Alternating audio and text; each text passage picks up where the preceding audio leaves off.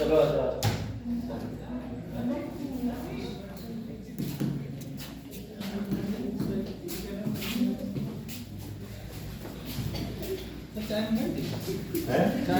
मंगा देते हैं, खिला देते हैं। पता नहीं कर सकते। बाइक है तो ले जाओ, बाइक ले जाना मत बाइक ले जाओ, शादी को ले जाओ।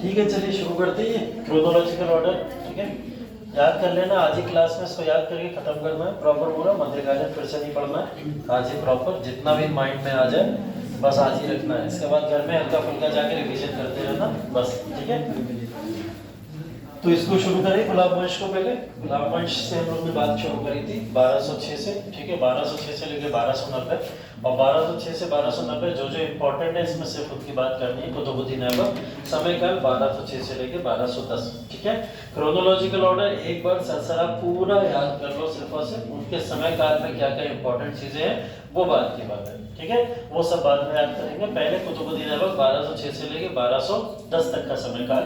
फिर आराम शाह, याद करने की जरूरत नहीं है, एक ही साल का है, कुछ कार्य भी नहीं है इनके द्वारा। बस इतना पता होना चाहिए कि इल्तुतमिश ने हाँ किसी को हराया था और हरा के गद्दी को लिया था, तो ये पता होना चाहिए बस, इसलिए इंपॉर्टेंट है आराम शाह। और दोबारा किसी चीज के लिए तो 1211 से 36 तक का इल्तुतमिश का समय काल है, उसको याद रखिएगा। 36 से 40 आ जाता है सीधा रजिया सुल्तान का।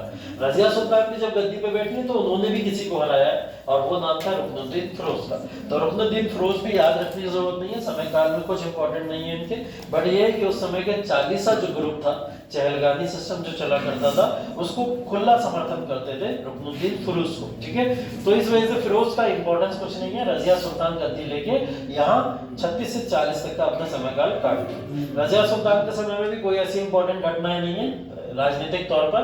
हाँ, पारिवारिक घटनाएं कुछ अल्तुनिया और वो वाली अलग है। ठीक है, उसको देख सकते हो आप लोग यहाँ पे थोड़ा सा जाके। ठीक है, उसके बाद में ये तीनों आप दोनों छोड़ सकते हो, बहराम शाह को और मसूद शाह को। इसके बाद में नसीरुद्दीन महमूद है जो 46 से 66 का समय काल लेते हैं। ठीक है, 46 से 66 का समय काल। रजिया सुल्तान 40 के बाद में याद क्या करना है, 46 से 66 का समय काल किसका है, नसीरुद्दीन महमूद का। नसीरुद्दीन महमूद एक और व्यक्ति हैं जिनको सूफी सल्तनत में पढ़े हैं, वो अलग है, ध्यान रखिएगा, वो ये नहीं है। नसीरुद्दीन महमूद चिराग दहलवी कल पढ़ रहे थे। ठीक है, नसीरुद्दीन महमूद चिराग दहलवी अलग है, जो एक सूफी संत थे निजामुद्दीन औलिया के शिष्य, वो अलग है। ये शहंशाह है, राजा है, और ये राजा होने के नाते नसीरुद्दीन महमूद, ध्यान रखिएगा। गयासुद्दीन बलबन 66 से लेके 86 तक का समय काल है गयासुद्दीन बलबन का। तो 66 से 86 के समय काल के लिए, और सबसे ज्यादा अगर इंपॉर्टेंट कोई है पूरे गुलाम वंश में तो वो बलबन का समय काल है। ठीक है, बलबन का समय काल इल्तुतमिश से भी ज्यादा इंपॉर्टेंट इसलिए हो जाता है क्योंकि बहुत सारी योजनाएं अलग तरीके से बलबन यहाँ पे लाएगा। बलबन यहाँ पर इस्लाम धर्म के प्रचार प्रसार को करने के अलावा वो तो थोड़ा बहुत करता हुआ दिखाई देगा ही देगा, लेकिन साम्राज्य जो चलाता है वो साम्राज्य शरीयत या इस्लाम के कानून के हिसाब से नहीं चलाता है। वो अपना कानून बनाता है, स्वयं का कानून बनाता है, स्वयं को खलीफा घोषित कर देता है। भारत के अंदर खुद के अनुसार कोई कानून नहीं है, सिर्फ इसका कानून है, उसके अनुसार ये साम्राज्य चलाता है। इसी वजह से इसने भारत के अंदर एक बहुत पुरानी प्रथा खत्म कर दी थी जिसको हम चहलगामी प्रथा कहते हैं, है ना। चहलगामी ग्रुप ऑफ 40 जो था उस 40 के ग्रुप को खत्म कर दिया था, इसलिए बलबन का समय काल इंपॉर्टेंट है, ध्यान रखिएगा। 86 के बाद में कैकुबाद को ज्यादातर लोग गलत फहमी में अंतिम शासक मान लेते हैं, इसलिए ये नाम आप लोग ध्यान रखिएगा, ये अंतिम शासक नहीं। 90 में इनका भी समय काल खत्म हुआ, बट इनके बाद में भी एक शासक आया था कैमूर, जिसका नाम था। ठीक है, कैमूर किसके संरक्षण में आया था, कैमूर आया था जलालुद्दीन खिलजी के संरक्षण में। ठीक है, जलालुद्दीन खिलजी के संरक्षण में कैमूर शासन कर रहा था 1290 ईस्वी में। ठीक है, 1290 में ही कैमूर को हटा के जलालुद्दीन खिलजी गद्दी के ऊपर बैठ जाता है, और वहां से शुरुआत किसकी होती है, खिलजी राजवंश की। 5 से 6 शासक हैं, सिर्फ याद कर लो, फिर से बता दे रहा हूँ। कुतुबुद्दीन ऐबक 1206 से 1210, ठीक है। इल्तुतमिश 1211 से 1236, रजिया सुल्तान 36 से लेकर 40 तक। उसके बाद नसीरुद्दीन महमूद की बात करें, कब से कब तक? 40 से 66 तक बात होती है। फिर बलबन की 66 से 86 तक बात होती है। और लास्ट में हम लोग कैमूर की बात करते हैं, सिर्फ 90 में कैमूर का शासन समाप्त हो जाता है। ये इनका पॉलिटिकल ऑर्डर आपको याद रखना है, इस पॉलिटिकल ऑर्डर को याद रखिएगा। इनके समय काल में क्या क्या इंपॉर्टेंट चीजें हुई हैं, अब वो एक बार जल्दी जल्दी से देख लेंगे, बहुत तेजी से नहीं इसको खत्म करते हैं। पहले चीज तो अमीर आखोर के नाम से जाना जाता है, ठीक है। अमीर आखोर लाखों दान करने वाले, ठीक है। लाखों दान करने वाले के मतलब इनको एक नाम और दिया जाता था, क्या दिया जाता था? हाँ, लाख बख्श के नाम से जाना जाता था, तो लाख बख्श के नाम से भी यही जाने जाते हैं, ठीक है। ये अपने आप में इस्लाम धर्म के अंदर होने वाले कुछ जो बड़े बड़े पद हैं उनको धारण करते थे। जैसे हाफिज का धारण एक पद इन्हीं के हाथों में था, हाफिज कुरान, कुरान को याद कर रखा था पूरा, तो हाफिज भी जानते थे इनको लोग। हकीम के नाम से भी जानते थे। उच्च प्रथा कहीं ना कहीं एक कह सकते हो उच्च जो पोजीशन होती है हकीम को मिलती है, तो वो हकीम के पोजीशन पे भी जाने जाते थे। और इस तरीके की तमाम ये चीजों के लिए जाने जाते थे। तो इस्लामिक तरीके से भी ये कहीं ना कहीं इंपॉर्टेंट है। कुव्वतुल इस्लाम का निर्माण देखने को मिलता है इनके समय में, ठीक है। कुव्वतुल इस्लाम जो कि कह सकते हो आप मॉस्क थी, मस्जिद के तौर पर इसका निर्माण होता है। 2.5 दिन का झोपड़ा, कहाँ पे 2.5 दिन का झोपड़ा? अजमेर में है, ठीक है। निजाम जो अजमेर के अंदर ख्वाजा मोइनुद्दीन चिश्ती की दरगाह है, दरगाह के ही जस्ट थोड़ा सा करीब में आपको 2.5 दिन का झोपड़ा दिखाई देगा वहां पे, ठीक है। और अब यहाँ पे बात आ गई अजमेर दरगाह की, तो अजमेर दरगाह को बनवाने वाला कौन है? कल डिस्कस किया था हमने, अजमेर दरगाह को बनवाने वाला व्यक्ति कौन था? मालवा का था। मालवा का शासक कौन? खिलजी था, महमूद खिलजी नाम है, ठीक है, ध्यान रखिएगा। महमूद खिलजी था जिसने उसका निर्माण करवाया था प्रॉपर। और पॉपुलर किसकी वजह से हुई थी?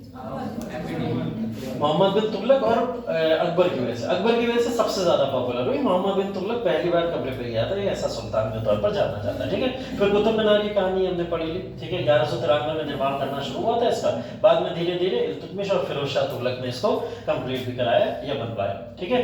और बेसिकली अगर हम बात करें इनके बारे में, कुतुबुद्दीन ऐबक के बारे में, तो ये भी ध्यान रखिएगा 2 बड़े बड़े राइटर्स इनके समय में आए। एक का नाम अल-बरूनी है, ठीक है। अल-बरूनी ने इनके इतिहास को पूर्ण रूप से लिखा, और एक का नाम उतबी है, ठीक है। उतबी, ये 2 राइटर्स याद रखिएगा। इन दोनों राइटर्स के बारे में यहाँ पे पता नहीं दिया, बट ये बेसिकली दोनों इंपॉर्टेंट राइटर्स हैं जो इनके समय में आए हैं, अल-बरूनी और उतबी। अल-बरनी नहीं है, बरनी आगे मिलेगा आपको, ये अल-बरूनी, ठीक है।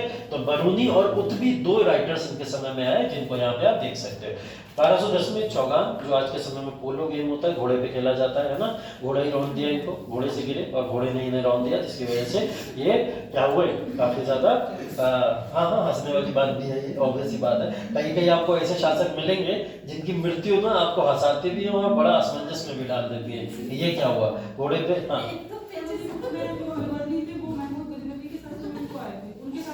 हाँ, महमूद गजनवी नहीं, गौरी मोहम्मद गौरी के समय काल में, गजनवी नहीं, गौरी के समय काल में है। वो बरूनी है, बरूनी की ही बात हो रही है वहां पे। बरूनी आगे दिखाई देंगे आपको। हाँ, वो वही, ठीक है। तो चौगान के अंतिम समय इनकी मृत्यु हुई 1210 में। ऐसी मृत्यु एक आध और है, जैसे हुमायूं की मृत्यु, ठीक है। हुमायूं की मृत्यु किताबों का बोझ नहीं उठा पाया, किताबें लेके नीचे उतर रहा था, मम्मी डांट देती ना, जैसे जब नीचे रख के आओ किताबें ऊपर पड़ी हुई हैं यहाँ पर, तो वो भी किसी ने डांट दिया होगा जाओ किताबें नीचे, तो वो किताबें लेके सीढ़ियों से उतर जाता है, और ऐसा उतरेगी फिर सीधा ऊपर ही उतर गया, ठीक है। तो वो समय में उनकी मृत्यु हो गई इस तरीके से, ठीक है। तो बेसिकली ऐसी मृत्यु आपको यहाँ पे कई सारी दिखाई देगी। इल्तुतमिश 1210 से लेकर 36 तक का समय काल, ठीक है। इनके समय काल के अंदर इल्बरी जनजाति, जैसे मैंने अभी बात की थी, पहले बताया था, इल्बरी जनजाति से ख्वारिज़्म शाह भी रिलेटेड है। मंगोलों का आक्रमण देखा जाता है इनके समय में। मंगोलों के आक्रमण को इन्होंने विफल किया, लगातार विफल करते रहे। चंगेज खान उसमें एक इंपॉर्टेंट नाम है, पूछा गया है चंगेज खान ने किसके समय में आक्रमण किया था। एक क्वेश्चन हमारे इसमें पूछा गया था, ध्यान रखिएगा, तैमूर का आक्रमण किसके समय काल के अंदर हुआ था? तैमूर का आक्रमण किसके समय काल के अंदर हुआ था? तैमूर का आक्रमण याद है किसी को, कौन से समय में हुआ है? 1398, वेरी गुड। 1398 में कौन रहा होगा? नसीरुद्दीन महमूद। कौन से वंश का? तुगलक बादशाह, वेरी गुड, बहुत बढ़िया। अरे पढ़ा तो है तो क्यों मेरा टाइम खराब करा, ठीक है। उसके बाद में देखो ये बेसिकली जो है इल्तुतमिश के जो है जब साम्राज्य करने आए थे तो उस समय में दो तरीके के इन्होंने सिक्के चलवाए थे, ठीक है। हम लोग टंका और जीतल के नाम पे जानते हैं जिसको। टंका चांदी का सिक्का था और जीतल तांबे का सिक्का था, इसलिए। दूसरा इंपॉर्टेंट इनके समय में कुतुबुद्दीन बख्तियार काकी, प्रसिद्ध सूफी कवि जो थे, वो इस समय में इन्हीं की याद में इन्होंने क्या करा था, कुतुबुद्दीन बख्तियार काकी की याद में, जैसे आप देखते हो कि कुतुब मीनार को कंप्लीट कराना, ये सब चीजें कराना, ये सब इनके समय में दिया गया था। अगला इंपॉर्टेंट फैक्ट इनके बारे में, चहलगामी, ठीक है, चालीसा, ग्रुप ऑफ चालीसा इन्होंने शुरू करा, चालीसा ग्रुप शुरू करने वाले। एक और इंपॉर्टेंट फैक्ट, इक्ता प्रणाली, इक्तादारी जो व्यवस्था थी, इक्ता प्रणाली जो थी वो इन्हीं के द्वारा शुरू करी गई। इक्ता प्रणाली भारत की कौन सी प्रणाली से संबंध रखती है जो प्राचीन में भारत के अंदर विद्यमान थी? मनसबदारी आज क्या हुआ, क्या रचना होगी? मनसबदारी तो बहुत बाद में है। नायक या अमर नायक? अमर नायक भी बाद में आए, विजयनगर में अमर नायक प्रणाली विजयनगर में है। इक्ता प्रणाली है वही जो मनसबदारी को कह रहा हो, अमर नायक को कह रहा हो। नायडू, नायडू हम लोग जिलों को बोलते थे, जिलों को दिया जाता था नायडू, नायडू ही बोलते हैं उसको। नायडू रेड्डू क्या दक्षिण भारत के नाम बता रहे क्या? ये है साउथ में ऐसी चीजें हैं, बिल्कुल सही है, ठीक है। नायडू प्रणाली थी वो। नायडू तो हम जिलों को कहते थे, दक्षिण भारत के जो जिले होते थे उस समय में जिलों का नाम नायडू दिया जाता था। गुप्ता एम्पायर याद है किसी को? गुप्ता एम्पायर की कोई प्रणाली याद है जो जमींदारी से रिलेटेड थी, इस तरीके की समय सिस्टम से रिलेटेड थी? गुप्ता एम्पायर या गुप्ता साम्राज्य के अंदर आपने पढ़ा होगा कि गुप्ता एम्पायर के अंदर चंद्रगुप्त ने आके एक प्रणाली शुरू करी थी, जिस प्रणाली के बारे में जो इक्तादारी प्रथा से मिलती जुलती है, सेम प्रणाली वैसी ही। मतलब कुमार मात होते थे। हाँ, कुमार मात्य होते थे, हाँ ठीक है।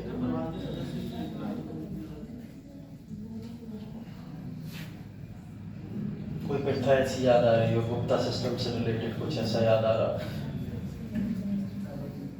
सब प्री में ही नहीं आएगा, मेंस भी है आपके पास, है ना। तो हमेशा सोचने का प्रयास किया करो कि मेंस में भी क्वेश्चन लिखने को आते हैं इस तरीके के। गुप्ता व्यवस्था के अंदर एक इक्तादारी प्रणाली से रिलेटेड प्रणाली है। इक्तादारी प्रणाली वहीं से ली गई है। इक्तादारी प्रणाली भारत के अंदर कुछ नई प्रणाली नहीं है, ये प्रणाली प्राचीन भारत में भी थी। और अगर मैं थोड़ा सा प्राचीन और चला जाऊं तो लगभग सिंधु घाटी सभ्यता के कुछ एकाध शहरों में भी ऐसी कुछ प्रणाली देखी गई थी, बल्कि वहां पे शासक नहीं होते थे, तब भी जो होते थे उस समय में वहां के व्यवसायी लोग जो होते थे वो इस प्रणाली को वहां पे लागू किया करते थे। लेकिन ये गुप्ता सिस्टम से, गुप्ता प्रणाली से ली गई है, ठीक है। सोचो, जोर लगाओ दिमाग पे, तब तक आगे बढ़ते। इल्तुतमिश ने बेसिकली इस समय में यहाँ पे जो भी सिक्के जारी किए थे इसका एक बार वजन पूछा गया था, ठीक है। ये पूछा गया था कि चांदी के सिक्के का क्या था, 175 ग्रेन, याद रखिएगा। ये एक बार पूछा गया क्वेश्चन है, अब पूछा जाए ना पूछा जाए नहीं पता, ठीक है। सेम इसी वजन का सोने का सिक्का चलवाया था बाद में बलबन ने, 175 ग्रेन का ही सोने का सिक्का भी किसने चलवाया था बाद में? बलबन, ठीक है।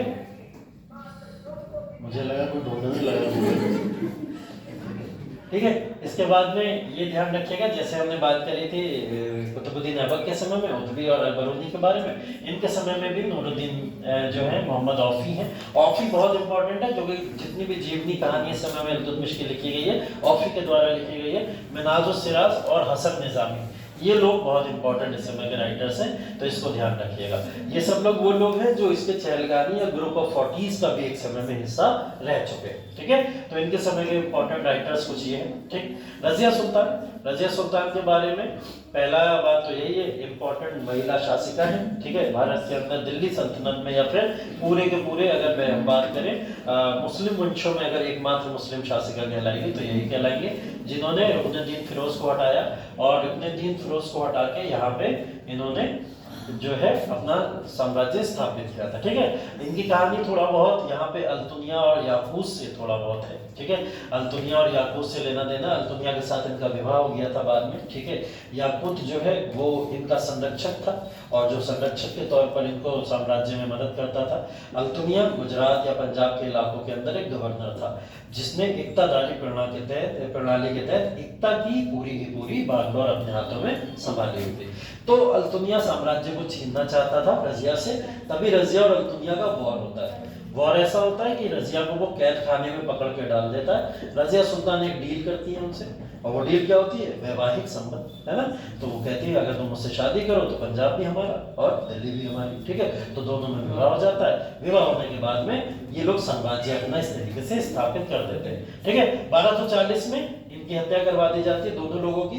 एक अफवाह उड़ाई जाती है कि रास्ते में बहुत सारा सोना जा रहा है, उस सोने को डाकुओं तक की अफवाह फैला दी जाती है, लेकिन वो सोना नहीं जा रहा था, एक्चुअल में ये दोनों जा रहे थे। वो काफिले के साथ में डाकू हमला करते हैं और हमले में दोनों लोग मार दिए जाते हैं। ठीक है, उसी के बाद में अगला शासक बैठता है कौन? बैरम शाह। मत याद रखिए, गयासुद्दीन बलबन पे चले आते हैं। 66 से लेकर 86 का समय काल है, इंपॉर्टेंट इन्हीं के समय की कुछ चीजें, क्योंकि ये वो शासक है जिसने सबसे पहले चहलगामी व्यवस्था को तोड़ा। एक समय में जो खुद चहलगामी का पार्ट था, अगर हम बात करें नसीरुद्दीन महमूद के समय में ये खुद चहलगामी सिस्टम का पार्ट थे, लेकिन इन्होंने चहलगामी सिस्टम को तोड़ने का कार्य किया। क्यों तोड़ दिया? क्योंकि चहलगामी का मतलब था राजा के हाथों से शक्तियां सारी ट्रांसफर हो जाती थी ग्रुप ऑफ 40 को, और वो अपने अनुसार, शरीयत के अनुसार, इस्लाम के अनुसार कानून का पाबंदी कराया करते थे। इसने वो सब कानून माने ही नहीं। ठीक है, तो बलबन इसलिए इंपॉर्टेंट है, इसलिए इस तरीके की चीजें। और कह सकते हैं कि अगर दिल्ली सल्तनत का सर्वाधिक विकास हुआ पॉलिटिकल तौर पर कह लीजिए, इकोनॉमिक तौर पर कह लीजिए, वो बलबन के कार्यकाल के अंदर ही देखने को मिलता है। तो बलबन का कार्यकाल इसलिए इंपॉर्टेंट है। ठीक है, बाकी ठीक है, और चीजें जिले इलाही या ईश्वर की छाया इन सबको बोला जाता था। बाकी दो प्रथाएं याद रखिए इनसे रिलेटेड, पैबोस की और सिजदा पैबोस की दो प्रणाली हैं जो इन्होंने अपने समय में लागू करवाई थी।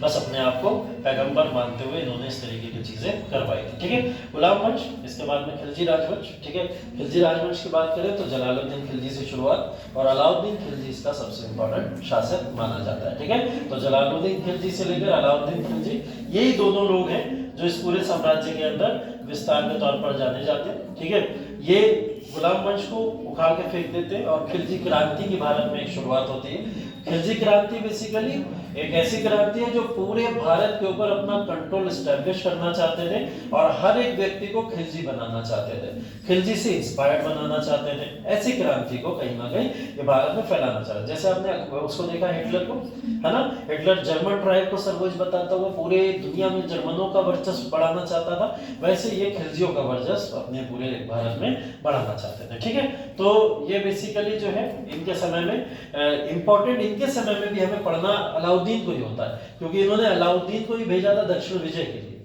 और दक्षिण विजय करके अलाउद्दीन वापस आता है और वापस आके इनसे डिमांड कर देता है कि दक्षिण की विजय मैं करूं, उत्तर भारत को मैं संभालूं, पूरब के भारत को मैं संभालूं, तो तुम राजा बने बैठे क्यों? ठीक है, तो ये उनके राजा जो बने बैठे थे उसको चैलेंज कर देता है और शासन को अपने हाथों में लेने की बात कर देता है। ठीक है, तो शासन इनके हाथों में आ जाता है। ठीक है, ये इस समय में मैंने आपको एक चीज और बताई थी जलालुद्दीन खिलजी के बारे में। एक इंपॉर्टेंट चीज ये है, निजामुद्दीन औलिया से मतभेद दिखाई देते हैं इनके, है ना। निजामुद्दीन औलिया से मतभेद, वो कौन सा मतभेद है कि निजामुद्दीन औलिया को ये बोल देते हैं कि तुम तुरंत गद्दी खाली करो और निकल जाओ दिल्ली से, है ना। तो दिल्ली अभी दूर है वाला जो कथन वथन है वो सब यहाँ पे सुनाई देता है। खिलजी राजवंश में ये याद रखना है आपको। ठीक है, बेसिकली एक नाम जलालुद्दीन खिलजी 90 से 96 और अलाउद्दीन खिलजी 96 से 16। ठीक है, तो 1316 तक लगभग 20 साल सबसे ज्यादा शासन करने वाला अलाउद्दीन खिलजी है। ठीक है, मुबारक खिलजी 1316 से 20 के समय में है, और आप मुबारक खिलजी अंतिम शासक नहीं है, याद रखिएगा। अगेन फिर मुबारक खिलजी पूछा गया एक बार प्रीलिम्स में आपके, और मुबारक खिलजी से रिलेटेड नाम के आगे खिलजी नहीं लगा था, सिर्फ मुबारक शाह लगा था। ठीक है, खिलजी नहीं लगाया था उसने, और मुबारक शाह लगाया था और सिर्फ क्रोनोलॉजी मैच करने के लिए दे दी थी। तो ध्यान रखिएगा, मुबारक शाह या मुबारक खिलजी यही है 1316 से 20। ठीक, तो ये जलालुद्दीन खिलजी कब से कब तक है? 90 से 96। अलाउद्दीन खिलजी 96 से 16, और उसके बाद में इंपॉर्टेंट खुसरो खान अंतिम शासक है 1320। ठीक है। खुसरो खान अंतिम शासक है 1320 में। मुबारक खिलजी को याद रख लीजिएगा, या मुबारक शाह खिलजी के नाम से 1316 से 20 का कार्यकाल इनका रहा। ठीक है, जैसे हमने अभी देखिए वहां पे पढ़ा था गुलाम वंश में, गुलाम वंश में भी हमने कैकुबाद देखा था, 3 साल के लिए शासन करने आया। अंतिम शासक के नाम पे बहुत सारे लोग कंफ्यूज रहते हैं कि कैकुबाद है, बट नहीं है, वहां पे अंतिम शासक कैकुबाद नहीं है, कैमूर है। ठीक है, ध्यान रखिएगा। ऐसे यहाँ पे मुबारक शाह खिलजी को लेके बहुत कंफ्यूजन रहता है कि 16 से 20 में ये अंतिम शासक, नहीं, अंतिम शासक खुसरो खान है जो 1320 में सिर्फ और सिर्फ आके चला गया था। 1320 में खुसरो खान को संरक्षण दे सकते हैं या संरक्षण देने वाले व्यक्ति कहलाते हैं जो अगला राजवंश शुरू करेगा। कौन सा राजवंश शुरू हुआ इसके बाद? तुगलक राजवंश। तुगलक राजवंश का पहला शासक व्यासुद्दीन तुगलक। व्यासुद्दीन तुगलक इनको संरक्षण दे रहा था खुसरो खान को, जिसके बाद में ये खुसरो खान के तौर पर इनका अंतिम शासक के तौर पर जाना जाता है। ठीक है, अलाउद्दीन खिलजी के बारे में कुछ चीजें ध्यान रख लीजिएगा, क्योंकि इनके आक्रमण बहुत ज्यादा प्रचलित हैं और ये पूछ लिए जाते हैं, इनके बारे में क्वेश्चन आ जाता है। जैसे अलाउद्दीन का पहला और सबसे सफल आक्रमण अगर माना जाता है तो 1294 में इन्होंने देवगिरी के ऊपर आक्रमण किया था। ठीक है, 1294 देवगिरी, देवगिरी का मतलब जो दौलताबाद बाद में बन गई मोहम्मद बिन तुगलक के समय में महाराष्ट्र। ठीक है, तो वहां पे दक्षिण भारत का एक सफल आक्रमण था। इसी समय में इसने आके किसको बोला था? खिलजी को, जो जलालुद्दीन खिलजी थे उनको आकर बोला था कि आप साम्राज्य पूरा का पूरा हमारे हाथों में दे दीजिए। ठीक है, यही कारण था जिसके बाद में ये देवगिरी पे आक्रमण करने के बाद में यहाँ पे शासक बन जाते हैं। अलाउद्दीन खिलजी के बारे में देखिए कुछ इनके कैंपेन्स हैं, कैंपेन्स की बात हम लोग को करनी है। ठीक है, बेसिकली कुछ कैंपेन्स इनके देख लीजिए। जैसे विजय देवी है, 97 में इन्होंने मंगोलों पे हमला करा। मंगोलों को हमला करने के बाद में मंगोलों को पूरी तरीके से अपदस्थ किया था। तो पहला विजय अभियान अगर देवगिरी के बाद देखें तो कौन सा है? शासक के तौर पर मंगोलों को हराना और मंगोलों पे आक्रमण करके जीतना। गुजरात के लिए अभियान किया। गुजरात के लिए अभियान के लिए इन्होंने सिंध से उलूग खान और दिल्ली से नुसरत खान को भेजा था। ठीक है, ये इनके गवर्नर हैं, इनके शासन के समय के गवर्नर है। उलूग खान, नुसरत खान और एक और मलिक कफूर, ये तीनों लोग बहुत इंपॉर्टेंट हैं पूरे अलाउद्दीन खिलजी के समय काल के अंदर। तीनों के ही समय काल के अंदर पूरा का पूरा खिलजी वंश का विस्तार होता हुआ आपको दिखाई देगा। जितना सफल और सक्षम अगर कह सकते हो आप कि अलाउद्दीन खिलजी अपने साम्राज्य के लिए जाना जाता है, उतना ही कुछ जाना जाता है मलिक कफूर को भी इसके लगातार कैंपेनिंग में साथ देने के लिए। ठीक है, तो ये हम बात करते हैं इसकी। गुजरात के लिए अभियान की बात करते हैं। कर्णदेव द्वितीय इसके शासक थे। ठीक है, जब ये इससे हार गए थे। ठीक है, कर्णदेव द्वितीय की पत्नी का नाम था कमला देवी, जिसका विवाह किससे हो गया था बाद में? अलाउद्दीन खिलजी से विवाह माना जाता है। ठीक है, इसके बाद रणथंभौर। ठीक है, राजस्थानी इलाका और हम कह सकते हैं राजपूतों का इलाका। इसके अंदर हमीर देव शासक थे। अलाउद्दीन ने यहाँ पे हमला करके रणथंभौर को कैप्चर कर लिया। 1301 समय है, ध्यान रखिएगा। क्रोनोलॉजिकल ऑर्डर बिल्कुल ध्यान रखिएगा। अलाउद्दीन का पहला मैंने बताया 1294, कहाँ पे है? देवगिरी। 1297 मंगोलों के साथ में। फिर हमने क्या देखा उसके बाद? इसका गुजरात अभियान है ना, गुजरात अभियान के बाद में रणथंभौर अभियान। ये क्रोनोलॉजी याद रखिएगा, ये इंपॉर्टेंट है। रणथंभौर में हमीर देव थे। हमीर देव रणथंभौर में हार के ये सीधा सीधा किसके पास चला जाता है? अलाउद्दीन खिलजी। ठीक, मेवाड़ की विजय 1303, राजा रतन सिंह। ठीक है, जहां से पद्मिनी की कहानी जुड़ी हुई है, रानी पद्मावती की कहानी यहीं से जुड़ी हुई है। 1303 ईस्वी के अंदर मेवाड़ के ऊपर अटैक, और मेवाड़ को भी अपनी राजधानी में ये मिला लेता है। तो राजपूती इलाकों के अंदर हम बात करें तो पहला हमने कौन सा देखा? रणथंभौर, और दूसरा कौन सा? मेवाड़। ठीक है, तो 1301 और 1303 इंपॉर्टेंट याद रखिएगा राजपूती विजय के लिए। दक्कन के अभियान शुरू होते हैं इसके 1307 के अंदर। ठीक है, पहले उत्तर भारत की तमाम शक्तियों को मिला लिया धीरे धीरे अपने साम्राज्य में, और फिर दक्षिण के अभियान शुरू किए। और दक्षिण के अभियानों में सबसे ज्यादा इंपॉर्टेंट अभियान 1307 से लेकर 13 तक देखने को मिलते हैं। ठीक है, यादव साम्राज्य की राजधानी जैसे देवगिरी में थी, जिसको रामचंद्र देव शासन कर रहे थे उस समय, इसको इन्होंने अपने साम्राज्य में लाया। ठीक है, रुद्रदेव जो वारंगल में अपना शासन कर रहे थे, उस साम्राज्य को मिलाने का। होयसल साम्राज्य बल्लाल थर्ड के द्वारा शासित किया जाता था, होयसल को इन्होंने अपने साम्राज्य में मिलाया। और मदुरै के अंदर पांडे राजा इस समय शासन कर रहे थे, तो उस साम्राज्य को भी अपने साम्राज्य में मिलाया। तो दक्षिण के ये 4 इंपॉर्टेंट राजवंश, यादव राजवंश की बात कर लीजिए, ठीक है, चाहे आप काकतीय राजवंश की बात कर लीजिए, होयसल राजवंश की बात कर लीजिए और पांड्य राजवंश, ये चारों दक्षिण भारत के इंपॉर्टेंट राजवंश हैं, जिन चारों को अलाउद्दीन खिलजी ने अपने साम्राज्य में मिला लिया था। उत्तर भारत के बाद दक्षिण भारत के भी तमाम अभियान इनके अंडर में देखे जा सकते हैं, जिसमें इन्होंने पूर्ण रूप से दक्षिण भारत को भी अपने कंट्रोल में ले लिया। तो उत्तर भारत ऊपर देख लिया हमने, और दक्षिण भारत 7 से लेकर 13 तक इन्होंने कैप्चर किया, ठीक है। ये नाम याद रखिएगा, मलिक काफूर सबसे ज्यादा इंपॉर्टेंट है, ठीक है। ये और डिटेल में दे दिया गया कि किस किस समय मंगोलों के साथ में मुठभेड़, जैसे हमने देखा ही था, मंगोलों के साथ 1307 से शुरू हुई थी और ये आजीवन इनकी मंगोलों के साथ मुठभेड़ चलती ही रही, ठीक है।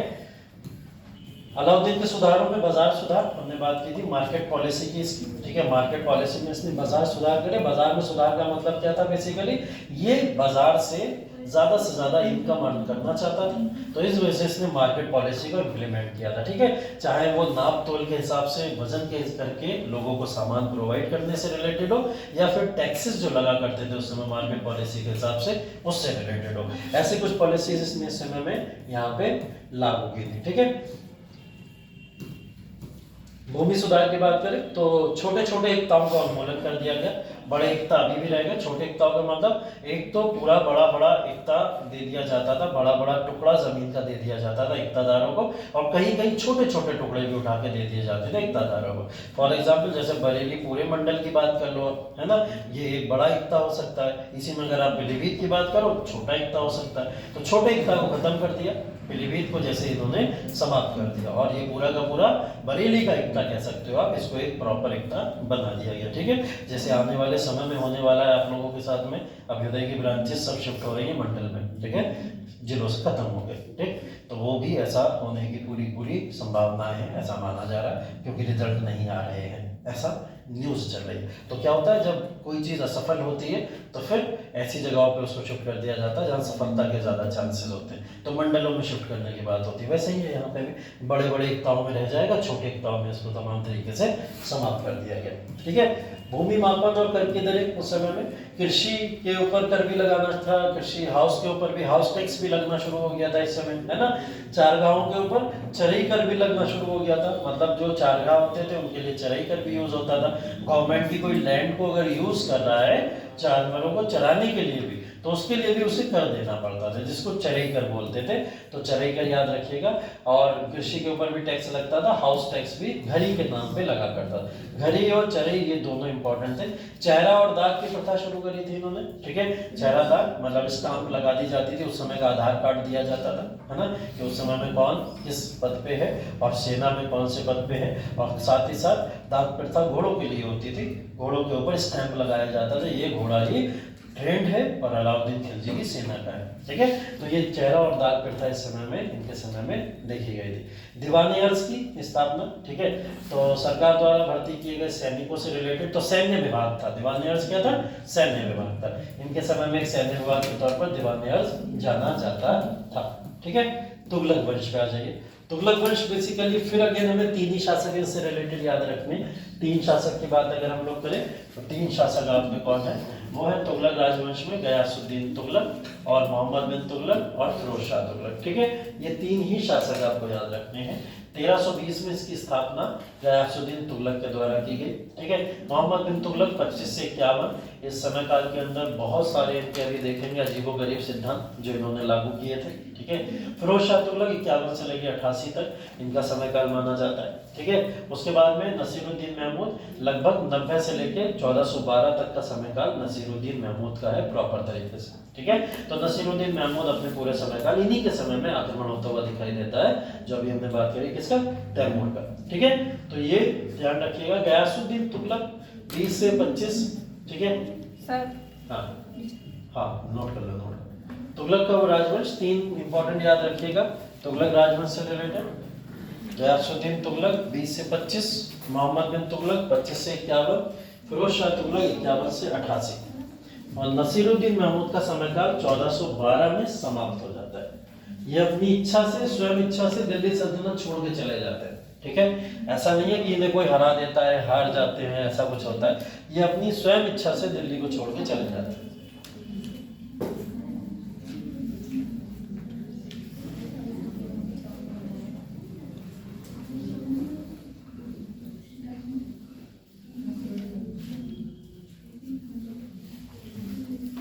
चलो रिवाइज करें एक बार। रजिया सुल्तान का समय काल बताइए। 1236 से 1240। रुकनुद्दीन फिरोज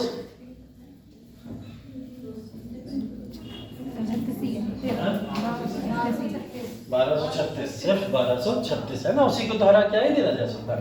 आराम शाह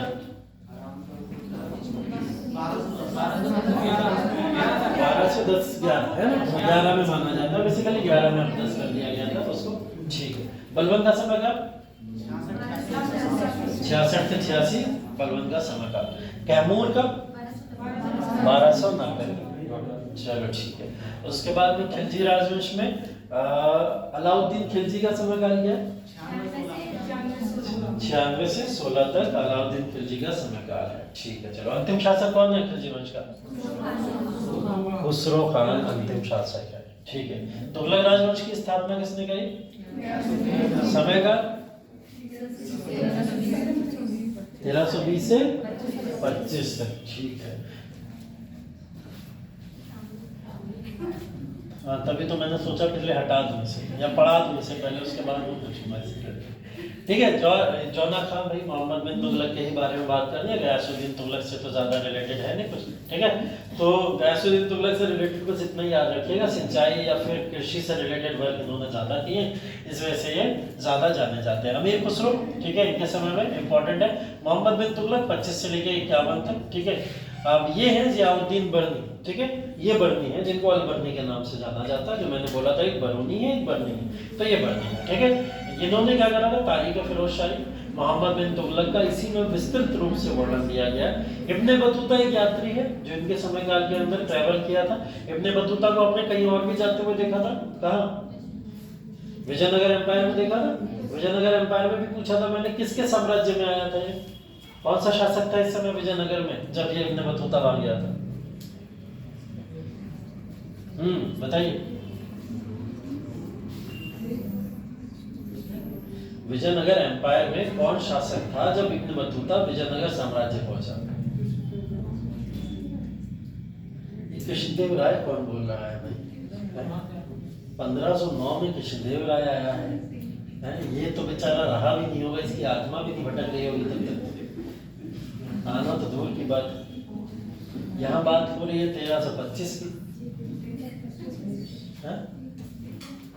देवराय प्रथम समय काल, देवराय प्रथम का भी अच्छा बता दो, क्या बताया था मैंने आपको?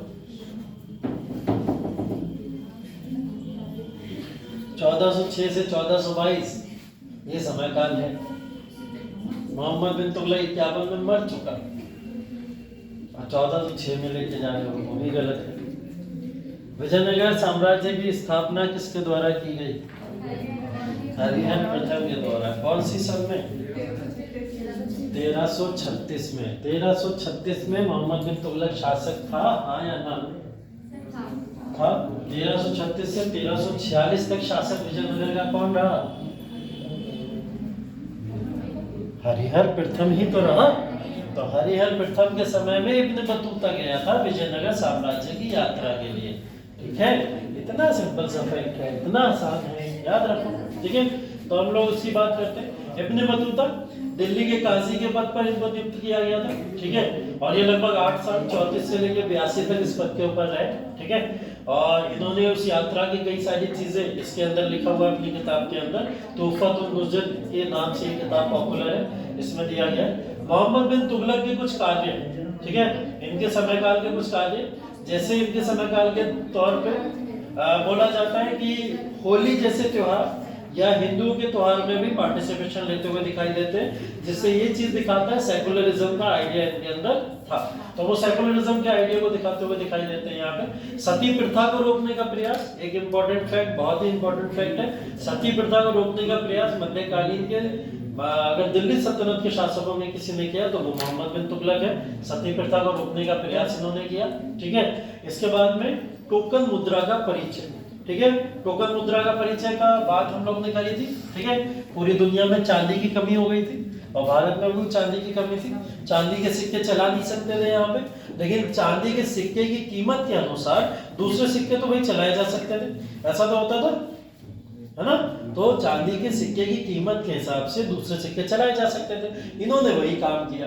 इन्होंने बोला चांदी के सिक्के की जगह वही दूसरे सिक्के चलाए जा सकते, तो इन्होंने कौन से सिक्के चला दिए? तांबे के सिक्के चला दिए। ठीक है, तांबे के सिक्के चलाना शुरू कर दिए और वैल्यू वही रखी जो चांदी की होती थी। ठीक है, ऐसा काम पहले एक शासक कर चुके थे, कुबलाई खान। ठीक है, जो कह सकते हैं हम लोग कि मंगोलों के एक इम्पोर्टेंट शासक रहे थे। भारत के अंदर जब तांबे के बेसिकली निर्माण होने लगे इन सिक्कों के नाम पे, तो उसका मिसयूज होना शुरू हो गया, जिसकी वजह से टोकन मुद्रा को इन्हें वापस लेना पड़ा। 30 से 32 तक चली, विफल हो गई। तो इनका एक विफल अभियान 30 से 32 तक टोकन मुद्रा का परिचय था, जो चांदी के नाम पे इन्होंने दूसरे तरीके के सिक्के चलाना शुरू किए। दोआब में कराधान। ठीक है, दोआब में कराधान। दोआब कौन सी जगह? गंगा यमुना का दोनों आप मतलब दोनों का मिलना। ठीक है, गंगा यमुना के इलाके में उस समय में कराधान लगाया गया या कर लगाया गया जिस समय में गंगा यमुना के रीजन के अंदर या उस क्षेत्र के अंदर पूरी तरीके से सूखा पड़ा हुआ था। ठीक है, और ऐसी जगह पे कर माफी करनी चाहिए, इन्होंने कर लगा दिए, जिसकी वजह से बड़ा नुकसान हुआ, जनता इनसे नाराज रही और दोआब में कराधान 34 में वापस ले लिया गया। दूसरा असफल अभियान कह सकते हो। ठीक है, उसके बाद में तीसरा ये कह सकते हो इन्होंने घरी और चरईकर को आगे ऐड करा था, यही जाना जाता था। दीवाने कोई नामक कृषि विभाग इनके समय में काफी ज्यादा इंपॉर्टेंट था, कृषि से रिलेटेड सुधार करने के लिए जाना जाता है दीवाने कोई। ठीक है, दीवाने अर्ज एक और था, वो किस लिए जाना जाता था? दीवाने अर्ज सैनिक विभाग था ना, सैनिक विभाग। अभी दीवाने कोई याद रखिए, किसके लिए?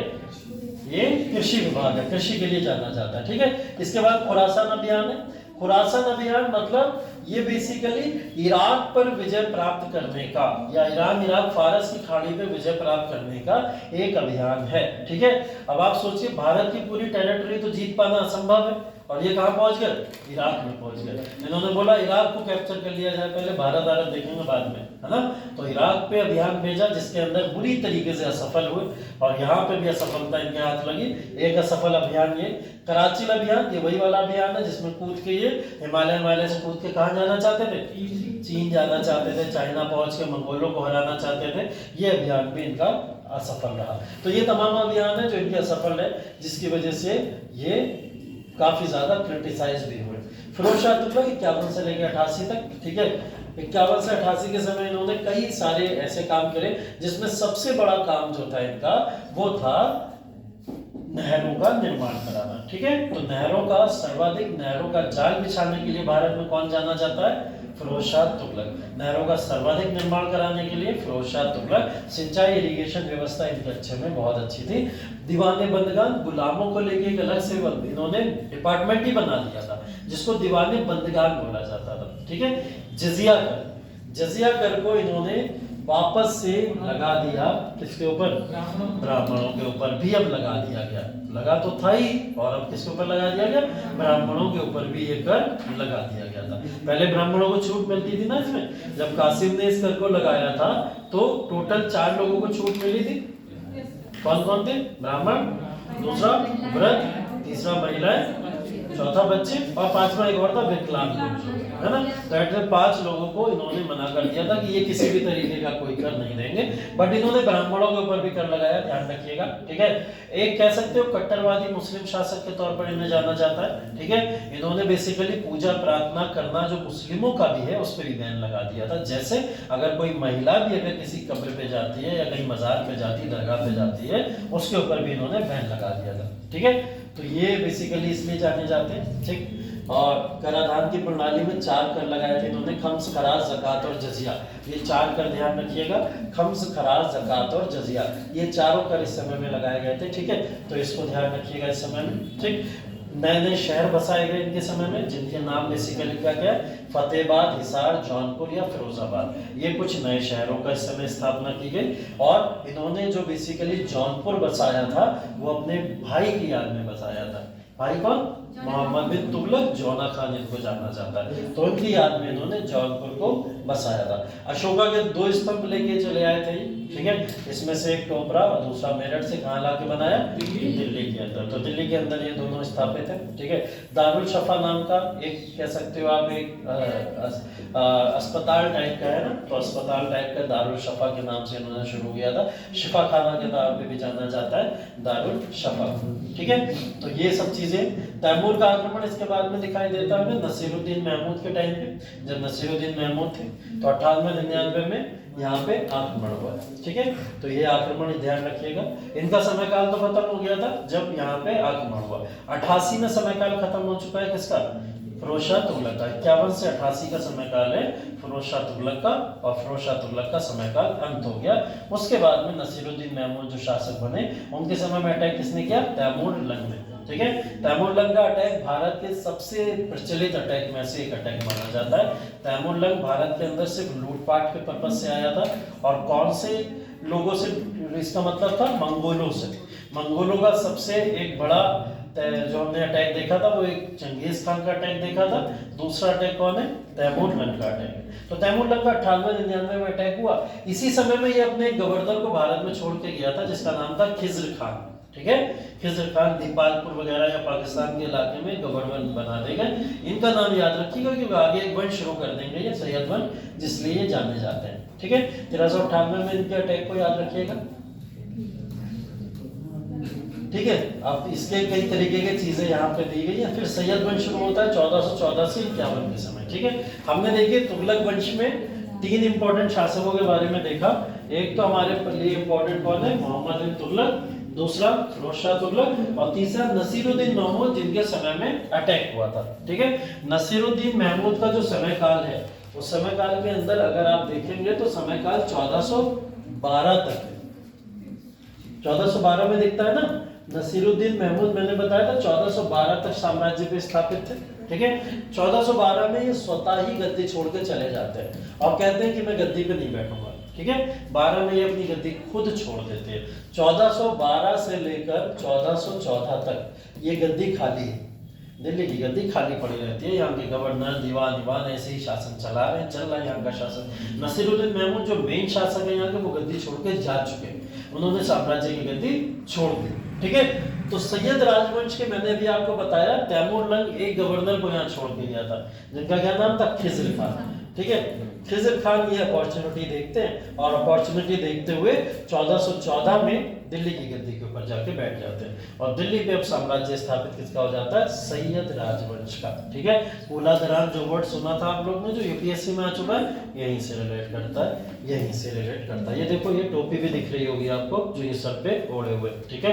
ऐसी तरीके की टोपी जो सैयद लोग उस समय ओढ़ा करते थे, उसी को कूला दरान बोला जाता है, ठीक है। सैयद वंश में खिज्र खान 1414 से 21 तक का समय काल है। 14 से लेकर 21 तक ये यहाँ पे आए और रैयत आला की उपाधि के नाम से जाने जाते थे, ठीक है। रैयत आला के नाम की उपाधि से जाने जाते थे, इनको ध्यान रखिएगा, ठीक है। और तैमूर के नाम से इन्होंने खुतबा पढ़वाया था। तैमूर के नाम से क्यों, क्योंकि तैमूर ही तो इन्हें भारत में छोड़ के गया था। तो तैमूर को एक कहीं ना कहीं रिस्पेक्ट देने के लिए उन्होंने भारत के अंदर तैमूर के नाम से ही खुतबा पढ़वाया और तैमूर को ही सम्मानित करने के लिए अपना साम्राज्य उन्हीं के नाम से शुरू किया, ठीक है। कह सकते हो खिज्र खान 14 से लेकर 21 तक, मुबारक शाह 21 से लेकर 34 तक, ये सब याद करने। सैयद वंश के जो भी शासक आए सब याद करने, क्योंकि इनमें क्रोनोलॉजी पूछी जाती है। इसमें इंटरनल क्या क्या चीजें हुई, कब कब कौन कौन सी चीजें हुई, नहीं पूछी जाएंगी, यहाँ सिर्फ क्रोनोलॉजी पूछी जाएगी। पहला शासक कौन है, खिज्र खान 14 से लेकर 21 का समय काल। दूसरा शासक कौन है, मुबारक शाह 21 से लेकर 34 तक का समय काल, ठीक है। उसके बाद मोहम्मद शाह 34 से लेकर 44 तक का समय काल है और लास्ट में हम देख रहे हैं आलम शाह 44 से लेकर 51, ठीक है। ये चारों नाम याद रखिएगा, इनका समय काल याद रखिएगा, चारों इंपॉर्टेंट है। फिर से देख लीजिए एक बार, खिज्र खान 1414 से 1421 तक पहला शासक, 1414 से 21 तक सैयद वंश का कौन रहा, खिज्र खान, ठीक है। दूसरा शासक इनका कौन रहा है, मुबारक शाह 1421 से लेकर 1434, मुबारक शाह 21 से लेकर 34 तक दूसरा शासक रहा, ठीक है। उसके बाद तीसरा शासक मोहम्मद शाह 34 से लेकर 44 तक, 34 से 44 तक मोहम्मद शाह, और लास्ट में आलम शाह 44 से लेकर 51 तक। ठीक है, 4 ही शासक हैं सिर्फ, और चारों की क्रोनोलॉजी याद रखनी है हमको। ठीक है, चलिए बताइए पहला शासक खिज़र खान, समयकाल 14 से लेकर 21 तक। दूसरा शासक मुबारक शाह, समयकाल 21 से 34 तक। तीसरा शासक मोहम्मद शाह, समयकाल 34 से 44। लास्ट शासक आलम शाह, समयकाल। ठीक है, बस ये याद रखना है इनके बारे में, और कुछ नहीं। 51 में इन्होंने अपना शासन जो था आलम शाह ने अपनी मर्जी से ही लोधी वंश को दे दिया था। ठीक है, किसी भी तरीके से इन्होंने ऐसा नहीं किया कि मैं शासन में कोई युद्ध लड़ा हो, लड़ाई लड़ी हो। बदायूं में जाके बस गए, और बदायूं में जाने के बाद में इन्होंने स्वयं अपनी मर्जी से शासन को छोड़ दिया, और शासन को छोड़ के किसे दे दिया था? लोधी वंश के सबसे पहले शासक बहलोल लोधी। ठीक है, बहलोल लोधी ने 1451 में लोधी वंश की स्थापना करी, और 51 से लेकर 89 तक लोधी वंश के शासक बहलोल लोधी को हम लोग जानते हैं। ठीक है, ये पहला अफगान शासक वंश कह सकते हैं हम इसको। भारत के अंदर अफगान वंश अगर पहला आया तो वो यही वंश था जिसने अफगानी राजवंश की भारत के अंदर शुरुआत की थी। दूसरा अफगान राजवंश कौन सा कहलाता है? शेरशाह सूरी का। ठीक है, सूर राजवंश जो है वो दूसरा अफगान राजवंश है, पहला अफगान राजवंश है। बहलोल लोधी 51 से लेकर 89 तक है। लोधी डायनेस्टी देखिए इस मैप के थ्रू दिखाई गई है कि जब लोधी डायनेस्टी हुई तो ये कितना संकुचित हो चुका है साम्राज्य। जो अलाउद्दीन खिलजी के समय लगभग पूरे भारत के अंदर हमने देखा ना, उत्तर अभियान और दक्षिण अभियान अलाउद्दीन खिलजी ने कितना भारत में विस्तार किया था। अब ये संकुचित हो गए धीरे धीरे, सिर्फ इतना ही एरिया बचा है जो यहाँ पे आपको गंगा, यमुना, चंबल और सोन नदियों के आसपास का बस इलाका दिखता था। तो ये लोधी वंश के हाथों का बचा हुआ इलाका था सिर्फ और सिर्फ, बाकी सब इनके हाथ से चला गया था। ठीक है, बहलोल लोधी 51 के समय से हैं, याद रखिएगा। 89 तक इन्होंने साम्राज्य अपना स्थापित किया था। ठीक है, इसके बाद में सिकंदर लोधी आते हैं। सिकंदर लोधी का समयकाल 89 से लेकर 17 तक है। ठीक है, और सिकंदर लोधी थोड़े धार्मिक प्रवृत्ति के व्यक्ति थे। ठीक है, धार्मिक प्रवृत्ति के लिए जाने जाते हैं। धर्म के अनुसार कई सारी प्रथाओं को रोकना और कई सारी प्रथाओं को शुरू करना इनके लिए इंपॉर्टेंट तौर पर जाना जाता है। ठीक है, ये राजधानी ट्रांसफर करते हैं, इसलिए इंपॉर्टेंट है। ये भारत की राजधानी दिल्ली से कहाँ चली जाती है? आगरा। और काफी लंबे समय तक अब देखेंगे हम कि आगरा राजधानी हमें देखने को मिलती है। ठीक है, तो आगरा राजधानी यहाँ पे 1504 में हो जाती है। ठीक है, यहाँ पे सिकंदर शाह जो है सिकंदर लोधी है, इनके बारे में जैसा मैंने बताया कट्टर मुस्लिम की इमेज के तौर पर जाना जाता है। इन्हें 2 मंदिर जो बहुत इंपॉर्टेंट भारत के अंदर, नागरकोट में ज्वालामुखी मंदिर, ठीक है, और मथुरा के कई सारे मंदिर जो थे उनको तोड़ने का इनके ऊपर प्रॉपर तरीके का वो है। ठीक है, तो ये कृषि को प्रोत्साहन करने के लिए जाने जाते हैं, क्योंकि इन्होंने जैसे मक्का वक्का उसके ऊपर शुल्क को माफ कर दिया था, तो कृषि के प्रोत्साहन के लिए भी जाने जाते हैं। ठीक है, तो इनके समय में फारसी में टिब्बी सिकंदरी के रूप में जो है बेसिकली काफी पॉपुलर चिकित्सा से रिलेटेड एक बुक लिखी गई थी, जिसका संस्कृत में अनुवाद हुआ बाद में मियाँ भुआ के द्वारा। टिब्बी सिकंदरी लिखी गई, किससे रिलेटेड थी? चिकित्सा से रिलेटेड थी। ठीक है, टिब्बी सिकंदरी चिकित्सा से रिलेटेड थी, किसके द्वारा लिखी गई? मियाँ भुआ। किसके समय में? सिकंदर लोधी के समय में ये लिखी गई थी। ठीक है, और सिकंदर खुद भी एक कह सकते हो आप कवि था, है ना, कविताएं लिखता था, और ये जो है गुलरुखी के नाम से, अपने उपनाम से कई तरीके की कविताएं इसकी लिखी गई। जैसे बहादुर शाह जफर के नाम से अपनी कई सारी कविताएं लिखते हैं, वैसे गुलरुखी के नाम से सिकंदर लोधी अपनी बहुत सारी कविताएं लिखता था। ठीक है, गज़े सिकंदरी का पैमाना इसी ने दिया था। गज़े सिकंदरी मतलब गज के अनुसार भूमि की पैमाइश होती है। ठीक है, तो वो गज के आधार पर अब भूमि की पैमाइश हो गई, अब उसके ऊपर कर वैसे लगाया जाता था। पहले कर लगता था, लेकिन एक अंदाजे के तौर पर आपकी इतनी इनकम हुई है तो इनकम के अनुसार एग्रीकल्चर इतना होने के बाद आप भाई इतना ले लो, इतना कर आपके ऊपर लगेगा, है ना। अब पैमाइश होती थी, नापा जाता था, मेजरमेंट होता था, मेजरमेंट के बाद में फिर कर लगा करता था। अंतिम शासक इब्राहिम लोधी। ठीक है, 17 से लेकर 26 का समय काल। ठीक है, और 17 से 26 के समय काल के अंदर कई सारे, जब से बैठा तब से बहुत सारी परेशानियां इसने देखी। परेशानियों के तौर पर हम देखें तो एक बड़ा जो है राजपूतों के साथ में संघर्ष दिखाई देता है। राजपूतों के साथ संघर्ष के अंदर इस समय में राजपूती सत्ता किसके हाथों में रही होगी बताओ? 17 से 26 महाराणा सांगा का तो युद्ध हुआ है बाबर के साथ में, है ना। बाद में बाबर के साथ में सांगा का ही युद्ध देखते हैं। तो इस समय में महाराणा सांगा के हाथों में सत्ता थी राजपूतों की। तो राजपूतों सत्ता का बहुत देख सकते हैं कि हम लोग यहाँ पे लड़ाई की हुई थी। इब्राहिम लोधी इब्राहिम लोधी और महाराणा सांगा की लड़ाई में पहले तो ये महाराणा सांगा से हारे और बाद में फिर पानीपत की लड़ाई में बाबर से हारे। तो ये जब से सत्ता में बैठे तब से लेके इन्होंने किसी भी तरीके की कोई लड़ाई, खास करके बड़ी लड़ाइयों में जीत हासिल नहीं की थी। इसी वजह से कह सकते हो कि अयोग्य शासक था। अयोग्य शासक होने के नाते ज्यादा समय इसके हाथ में सल्तनत रुकी नहीं और ये सल्तनत धीरे धीरे इनके हाथों से चली गई। ठीक है, तो पानीपत की लड़ाई में सल्तनत पूरी तरीके से इनके हाथों से चली जाती। तो लोधी वंश के इंपॉर्टेंट शासक, पहला शासक कौन था? बहलोल लोधी। समय काल 1451 से 1489। बहलोल लोधी पहला शासक 1451 से 1489। दूसरा शासक सिकंदर लोधी। समय काल 1489 से 1517। ठीक है, हम लोग सिकंदर लोधी को बोलते हैं। और तीसरा शासक इब्राहिम लोधी 17 से लेकर 26। ठीक है, बस 3 ही शासक है इसके समय काल में और तीन ही शासकों में इतना बड़ा साम्राज्य अंत हो जाता है।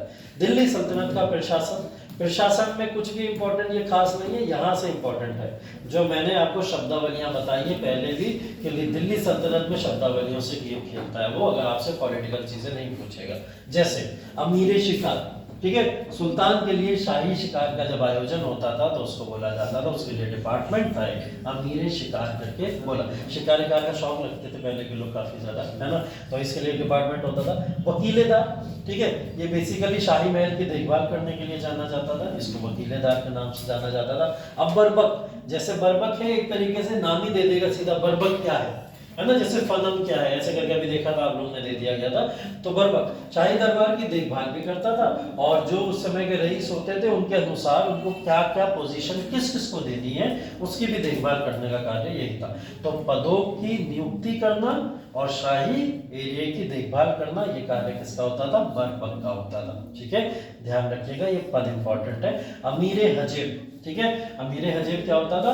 जो भी दरबार के अंदर एंट्री लेता था तो ये छानबीन का कार्य करता था, गार्ड की तरह मान लो, है ना, एक तरीके से गार्ड है दरबार के गेट पे लगा हुआ, अगर कोई भी एंटर करेगा तो ये देखेगा, तो उसे अमीर हजेब कहते थे। ठीक है, अमीर मजलिस, ठीक है, मजलिस का मतलब बेसिकली सभा से होता है ना, सभाओं का, दावतों का या समारोहों का ये आयोजन कराता था, इसे अमीर मजलिस के नाम से जाना जाता है। सरे जंदर सुल्तान का मुख्य अंगरक्षक, ठीक है, जो सुल्तान का बॉडीगार्ड होगा वही कौन होगा?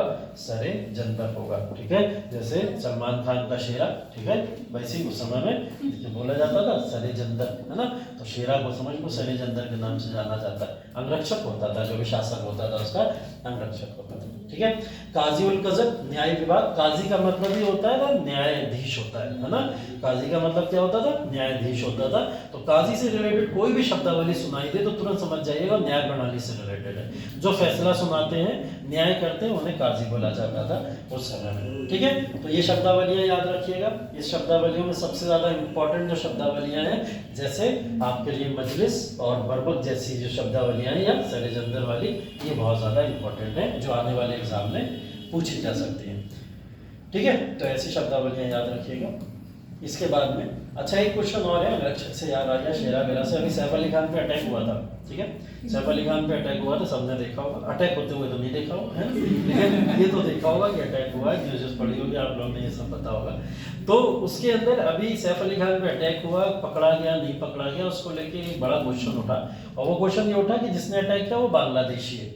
ठीक है, ऐसी कुछ न्यूज़ सुन रहे होंगे आप लोग। तो बांग्लादेशी से रिलेटेड जो बांग्लादेशी घुसपैठिए भारत के अंदर, उनको एक नाम दिया जाता है, कौन होते हैं?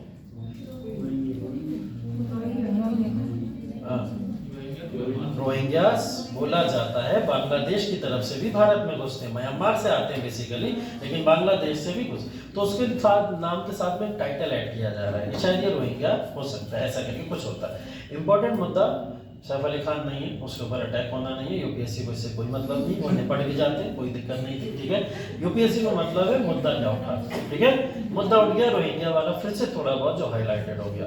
दूसरा एक मुद्दा और इनसे रिलेटेड मैं बता दूं आपको, दूसरा मुद्दा इंपॉर्टेंट ये है, सैफ अली खान की 15,000 की प्रॉपर्टी अब सरकार के हाथ में जा सकती है। ये भी न्यूज अगर आप लोग ने देखी होगी तो थोड़ा बहुत देखे होंगे। 15,000 रुपए की प्रॉपर्टी के मालिक है वो सैफ अली खान, 15,000 करोड़ की प्रॉपर्टी, सॉरी 15,000 मैं करोड़ लगाना बोल दिया, मैं करोड़ लगाना, ठीक है, 15,000 के तो सभी लोग हैं मालिक, 15,000 करोड़ की प्रॉपर्टी उनके हाथ से जा सकती है। और वो प्रॉपर्टी कौन सी है? नवाबों वाली है, क्योंकि वो एक नवाब पूरे पटौदी जो खानदान है उससे बिलोंग करते हैं। वो नवाबों की प्रॉपर्टी 15,000 करोड़ के उनके हाथों से जाने वाली है। इसको लेके वहां के हाई कोर्ट में अभी तक स्टे लगा हुआ था और इस स्टे को वहां से हाई कोर्ट ने हटा लिया है। ठीक है, अब स्टे को हटा लिया है, वो प्रोसेस क्या है और उसके क्या क्या क्लॉजेज है इसको जाके देख लीजिएगा। इतिहास में इंपॉर्टेंट हो गया पटौदी आपके लिए थोड़ा बहुत, ठीक है, कि उस समय में पटौदी साम्राज्य के क्या इंपॉर्टेंस थी, थोड़ा बहुत उससे इंपॉर्टेंट। और अगला कॉज इंपॉर्टेंट हो जाएगा महाराष्ट्र से रिलेटेड। वहां के हाई कोर्ट ने जो यहाँ पे ये जो दिया है शासन कि स्टे हटा देते हैं, मतलब क्या प्रॉपर्टीज अभी सारी सरकार के पास में नहीं गई है, जो अभी भी प्रॉपर्टीज जो है सरकार के हाथों में जाने की बात हो रही है। भाई आपको याद होगा ना कि ये वाली जो प्रॉपर्टीज है, अगर आप पटौदी खानदान के बारे में थोड़ा बहुत भी जानते होंगे तो इनके खानदान के जितने भी लोग थे वो ज्यादा से ज्यादा लोग पाकिस्तान शिफ्ट हो गए थे at the time of division. ठीक है, इसमें जिसमें सैफ अली खान का परिवार यहाँ पे रुका था। ठीक है, अदरवाइज लगभग सभी उनके दादा परदादा जो भी थे सारे के सारे लोग वो सब शिफ्ट हो गए थे वहां पे। ठीक है, नवाब पटौदी के बाद से ही ये लोग भारत के अंदर दिखते, वरना उनके सब शिफ्ट। अब जो पाकिस्तान शिफ्ट हो गया अपनी प्रॉपर्टी छोड़ के, उस प्रॉपर्टी को जाना जाता है भारत में शत्रु संपत्ति। क्या बोला जाता है? शत्रु संपत्ति। तो वो शत्रु संपत्ति के अंदर आता है, जो भी भारत के अंदर से अपनी जो भी जमीनें थी या जो भी चीजें थी छोड़ के पाकिस्तान चला गया, वो सब क्या हो गई? शत्रु संपत्ति हो गई। तो उसके ऊपर एक एक्ट बना था, एनएमए एक्ट करके एक एक्ट बना था, और वो एक्ट उसके ऊपर लागू होता है। वो एक्ट अगर लागू होता है तो सैफ अली खान की प्रॉपर्टी अभी तक क्यों बची थी?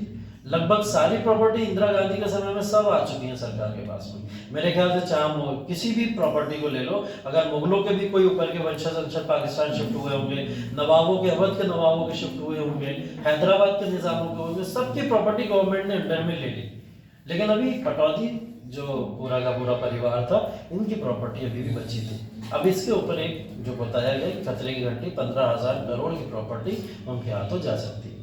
इसको थोड़ा सा स्टडी कर लीजिएगा, ये जरूरी हो जाएगा क्योंकि आने वाले समय में क्वेश्चन इसके बेसिस पे बना सकता है। ठीक है, तो कैसे क्वेश्चन बनते हैं, किस तरीके के क्वेश्चन बनते हैं, इंपॉर्टेंट ये हो जाता है जब आप इससे रिलेटेड कोई जो है करंट के इवेंट्स देखते हो। इवेंट सारे देखा करो, लेकिन आपके मतलब का एंटरटेनमेंट नहीं होता है। आपके मतलब ये नहीं आप ढूंढते घूमो चोर कहाँ था, कैसे आया था, कौन सी सीढ़ियों से चढ़ के घुसा होगा, है ना, वो वीडियोस वायरल हो रही है, उन सब पे ध्यान नहीं देना, है ना। आसपास की जो इंपॉर्टेंट न्यूज है उस पर थोड़ा सा फोकस करना है। ठीक, क्या हुआ क्या हुआ क्या कह रहे हैं? बरीदे मुमालिक, ध्यान रखिएगा, सूचना और खुफिया विभाग से रिलेटेड है। ठीक है, बरीदे मुमालिक बोला जाता था। ये पोस्ट बेसिकली जो आज के समय में खुफिया जो हमारी एजेंसीज हैं, है ना, उसी एजेंसी से रिलेटेड ये बरीदे मुमालिक जाना जाता है। ठीक है, और कुछ शब्दावलियां हैं, इन शब्दावलियों का चाहो तो फोटो ले लो, लिख चुके हो तो अच्छी बात है, ज्यादातर लोग लिख चुके होंगे पहले से, लेकिन ये शब्दावलियां इंपॉर्टेंट है। आपके मध्यकालीन भारत में कौन कौन से अधिकारी किस किस पद के लिए या पोस्ट के लिए जाने जाते थे, ये इंपॉर्टेंट इसके लिए है। ठीक है, तो ये सारी की सारी पोस्ट याद रखिएगा, इंपॉर्टेंट है और इनको आप लोग याद कर लीजिएगा। ये पोस्ट जरूर याद कर लीजिएगा। इसके बाद में हम लोग चलते हैं सीधा आगे। नहीं लिया था? ये देखिए, इसके बाद राजस्व के स्रोत, सोर्सेस क्या थे राजस्व के, रेवेन्यू के। अब ले लो ना जितनी देर में बता रहा हूँ, अब नहीं लोगे, जब मैं हटाने वाला होता तब फोटो लेते थे। ठीक है, राजस्व के क्या सोर्सेज होते थे इस समय में? राजस्व के सोर्सेज में हम लोग खम्स, खराज और जजिया, ज़कात जैसे करके हम लोग ने ये तमाम चीजें देखी। ये सब चीजें इस तरीके से थी। इसमें कुछ अवाफ, शिरब और गनीमा, ये भी चीजें वर्ड याद रखिएगा, ये भी इससे रिलेटेड है। राजस्व जो एकत्रित किया जाता था या कलेक्शन ऑफ रेवेन्यू समय में होता था, वो इसी सबसे रिलेटेड हुआ करता था। तो इसको भी आप लोग याद रखिएगा, ये राजस्व के सोर्सेज होते थे उस समय में, इंपॉर्टेंट है आपके लिए। ठीक है, अरे क्या हुआ, लिखा हुआ है ना, मैं पहले सब लिखा चुका हूँ, ये सब चीजें लिखी होंगी ना। जिसने नहीं लिखी है वो फोटो ले लो जल्दी से, कुछ बच गया हो तो किसी और से ले लेना। ठीक है, इसके बाद में देखिए, चलो कर लो। इसके बाद में बेसिकली जो है वो आपका आता है मुगल साम्राज्य। ठीक है, मुगल साम्राज्य से रिलेटेड हम लोग बात शुरू करते हैं बाबर से। ठीक है, बाबर का समयकाल, लोधी का वंश समाप्त हुआ और बाबर का समयकाल शुरू हो गया। दिल्ली सल्तनत के सभी शासक समय काल के साथ याद हो गए, याद हो गया दिल्ली सल्तनत के सभी शासक, गुलाम वंश से लेकर लोधी वंश तक सब याद हो गए, समयकाल के साथ याद हो गए। इनको जाके घुमा फिरा के तोड़ मरोड़ के चारों तरफ से उलझा कर करके याद कर लेना, ठीक है। जैसे याद कर मिले कर लेना, बीच में से रैंडम एक उठाना और सोच के देखना अच्छा ये शासक किस समय में रहा होगा, ठीक है। याद कर लेना कायदे से जाके घर पे, ठीक। 1526 से शुरू हो जाता है मुगल राजवंश।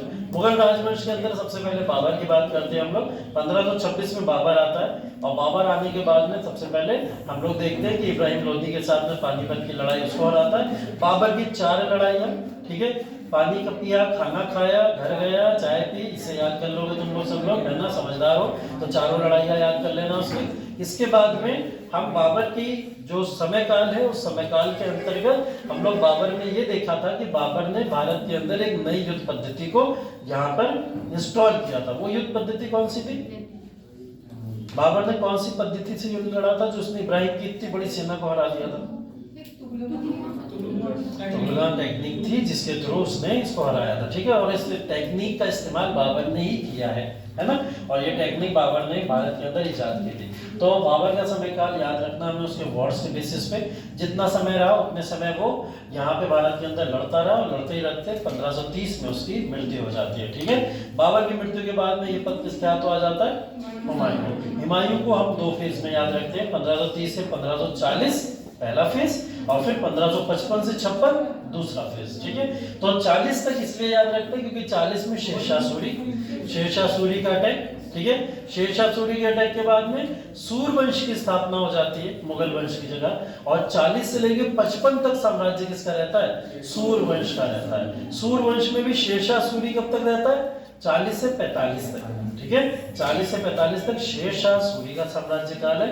बस ये याद रखना है इसके अंदर, ये इंपॉर्टेंट आपके लिए है, ठीक है।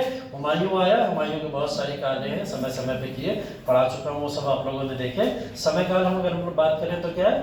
30 से 40 और 55 से लेके 56 तक का समय काल इसका जाना जाता है, ठीक है। इसके समय काल के बाद में 56 में मृत्यु, 56 में मृत्यु के बाद में फिर क्या होता है?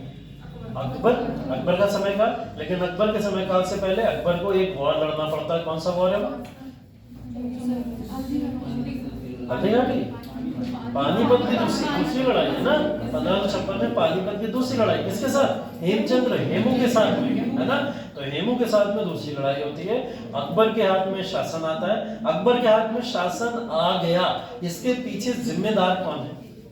बैरम खां, ठीक है। हुमायूं के साथ में भारत आया था बैरम खां। पहले तो हुमायूं को जीत दिलाई, सूरवंश का समापन कराया, उसके बाद वापस से मुगल सत्ता स्थापित कराई, फिर अकबर को जिताया। और अकबर को जिताने के बाद अकबर जो 1556 में गद्दी के ऊपर बैठा तो कब तक बैठा रहा?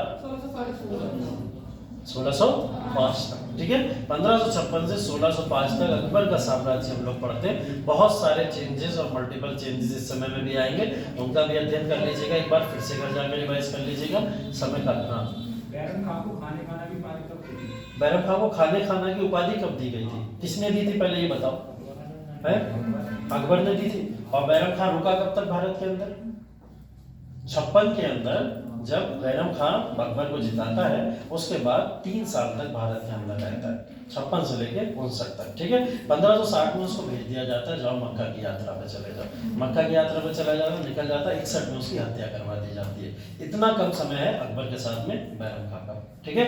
इसी समय में जब वो उपाधि लेता है बैरम खां, तब लेता है जब अकबर को उसकी पोजीशन दिलाई जाती है, अकबर को राजा बनाया जाता है। तो अकबर को राजा बनाने के टाइम पे एक उपाधि से नवाजा जाता है और जिसको हम लोग खाने खाना की उपाधि के नाम से जानते हैं, ठीक है। ये उपाधि बहुत कम समय के लिए वो भारत के अंदर रहा और कम समय के लिए जितना भी कर पाया उतना अकबर के लिए करके गया था, ठीक है। खाने खाना की उपाधि ये प्रचलित कब हुई? प्रचलित तब हुई थी जब बैरम खां को मारा गया था। बैरम खां को मारने के बाद में खाने खाना कहकर उसको पुकारा गया था और उसके बाद से लगातार वो खाने खान की उपाधि से जाना जाता था। बैरम खां का पुत्र अब्दुल रहीम खान खाना, ठीक है। अब्दुल रहीम खान खाना को उसकी पोजीशन दी गई थी जो बैरम खां को पोजीशन दी जाती थी, ठीक है। ध्यान रखिएगा, ऐसे बहुत सारी चीजें इससे रिलेटेड। तो 1605 तक हम लोग साम्राज्य देखते हैं किसका? अकबर का। अकबर के बाद में साम्राज्य किसके हाथ में आता है? जहांगीर के हाथ में। 1605 से ये साम्राज्य जहांगीर के हाथ में कब तक रहता है? 1627 तक। ठीक है, 1605 से 1627 जहांगीर का शासनकाल है। जहांगीर इस समय में शासन करते हैं। कई सारे बदलाव इस समय में भी आप देखते हैं। सलीम के नाम से भी जाना जाता है जिन्हें, है ना, शेख सलीम चिश्ती, जिनके बारे में बता चुका हूं मैं आपको, उनका साम्राज्य। 27 के बाद में ये साम्राज्य किसके हाथ में आता है? शाहजहां। शाहजहां के हाथ में 27 से साम्राज्य कब तक रहेगा? 58 तक। 1627 से 1658 तक साम्राज्य किसके हाथों में रहेगा? शाहजहां के हाथों में। शाहजहां इस साम्राज्य के ऊपर स्थापित है। फिर उसके बाद में शाहजहां से ये साम्राज्य छीन कौन लेता है? औरंगजेब। एक बहुत इंपॉर्टेंट लड़ाई है जिसके बाद में औरंगजेब के हाथों में सत्ता आती है। वो कौन सी लड़ाई है? साबूगढ़ की लड़ाई। ठीक है, साबूगढ़ की लड़ाई जो किसके मध्य होती है? औरंगजेब और दारा शिकोह। ठीक है, औरंगजेब और दारा शिकोह, क्योंकि ये युद्ध जो है भाइयों के बीच का युद्ध है, जिसमें तमाम शाहजहां के जो पुत्र हैं वो आपस में लड़ रहे हैं। जिसमें एक युद्ध होता है, वो युद्ध है साबूगढ़ की लड़ाई का युद्ध। जिस साबूगढ़ की लड़ाई के बाद में ये सत्ता किसके हाथ आ जाती है? औरंगजेब के हाथ में आ जाती है। और औरंगजेब 1707 तक लगातार यहाँ पे शासन करता है। कब से कब तक? 1658 से कब तक? 1707 तक यहाँ पे अपना साम्राज्य स्थापित करके रहता है। तो ये भाई वो काल है मुगलों का, जब मुगल काल सबसे ज्यादा कह सकते हो स्ट्रॉन्ग रहे, या स्ट्रॉन्गेस्ट समय है मुगलों का। ये मुगलों का वो वाला काल है जिस समय में मुगल सबसे ज्यादा स्ट्रॉन्ग थे। तो ये मुगल काल तब तक का है जब तक मुगल कालों को यहाँ सत्ता से कोई हिला नहीं पाया, कोई हरा नहीं पाया। 1707 के बाद से मुगलों का जो है वो लेटर मुगल्स काल शुरू होता है। उत्तरकालीन मुगल काल कह लीजिए हम, या डिक्लाइन फेज ऑफ मुगल काल हम लोग कहते हैं। ठीक है, तो डिक्लाइन फेज मुगलों का ये कहलाता है। ठीक, चलो पहले अकबर का बताइए समयकाल क्या था? अकबर का समयकाल 1556 से अब तक 1605 तक। ठीक है, 56 से 5 तक अकबर का समयकाल है। हुमायूं का समयकाल क्या है? 1530 से 1540 और फिर 55 से 56 तक। बीच में 15 साल का गैप है, ध्यान रखिएगा। सूर्यवंश के लिए, सूर्यवंश जिसको हम लोग कहते हैं। ठीक है, बाबर का समयकाल 26 से 20 तक का बाबर का समयकाल है। ठीक है, उसके बाद में जहांगीर का समयकाल 1605 से 1627। ठीक है, औरंगजेब का समयकाल 1658 से 1707 तक। ठीक है, सबका क्रोनोलॉजिकल ऑर्डर याद रखिएगा इसी तरीके से। ठीक है, इसके बाद में कुछ मुगलों से रिलेटेड भी आपके शब्दावलियां हैं, उनको भी यहाँ पे याद रखिएगा।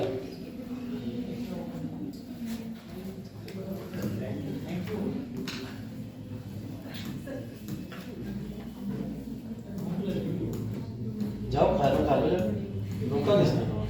मैंने जबरदस्ती पकड़ के बैठाया। जिसको पढ़ना होगा रुक जाएगा, नहीं पढ़ना होगा जा सकता है, किसी को रोका थोड़ी।